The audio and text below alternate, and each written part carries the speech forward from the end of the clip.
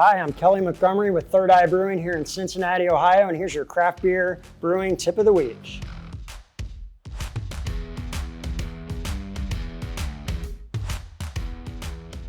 One thing we haven't talked about is barrel aging. We have this wonderful stout.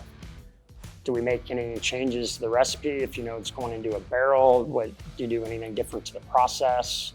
For our particular chocolate stout, it was never meant to be a standalone beer. It just kind of happened that way. We initially brewed our double astral chocolate stout to be a barrel-aged beer. One thing we found, I think brewed a lot of barrel-aged beer. One bourbon barrel is usually enough to get all the flavor you want. We let it go anywhere from 8 months to 2 years and get all the flavor we need. We've noticed when we're building these big imperial stouts, something's finishing at 1066. One bourbon barrel doesn't usually cut it. Not saying it doesn't make a great beer, but if you really want to start tasting, if you want some of that oak and you want some of the bourbon or whatever spirits barrel you're using to actually poke through, we usually can't achieve what we're looking for with just one barrel. Anytime that we're doing anything with this particular base on our chocolate stout, it usually always goes in 2 barrels. We've never achieved the flavor we wanted with just 1 barrel. It's usually a 2 barrel, or it's just kind of that chocolate flavor that we build up. Just, it's so hard to poke through. And when you're talking about adding flavors or adjuncts to your barrel aged beers, we don't get too crazy where we add a bunch of sugary stuff. You know, we don't have a pasteurizer here, so we are worried that down the line. So most of the adjuncts or things that we use here, we'll try to use stuff that doesn't have a high sugar content. If it is something that has a high sugar content, we'll try to ferment that out.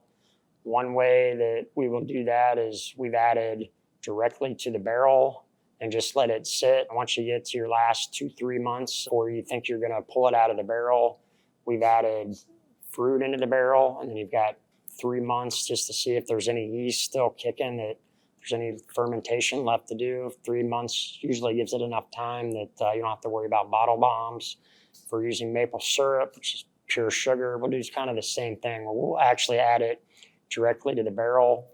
We'll usually pull out a sixtel from the barrel, because if we're adding fruit, we're adding maple syrup, sometimes we actually have to pull some out so we can make room in the barrel. But it's also nice to just have maybe a sixtel of that base stout that's plain as well. So we have that.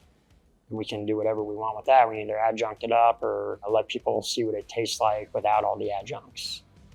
But if we're using sugar, we usually add that straight to the barrel and give it enough time that if there is any yeast activity, sometimes there's not. I mean, sometimes these beers are so high ABV that all the yeast is dead. You don't have to worry about it. But sometimes you'll see it starts kicking up and you're glad you let it ferment out. For a lot of the non-sugary adjuncts you might add, vanilla, spices, anything of that nature, we'll usually add that into a small bright tank that we have. We have a smaller bright tank where the carbonation stone's a little bit lower, so you only have to put 1 or 2 barrels in. You can carbonate it up. That's where we'll add the non-sugary spices, anything that doesn't have sugar, pumpkin spice, chai spice. If you're looking for a little bit more chocolate kick, and after the barrel it's missing any of those things you built, you could add some of those things to the small bright tank as well. To learn more about brewing award-winning flavorful stouts, click the link below.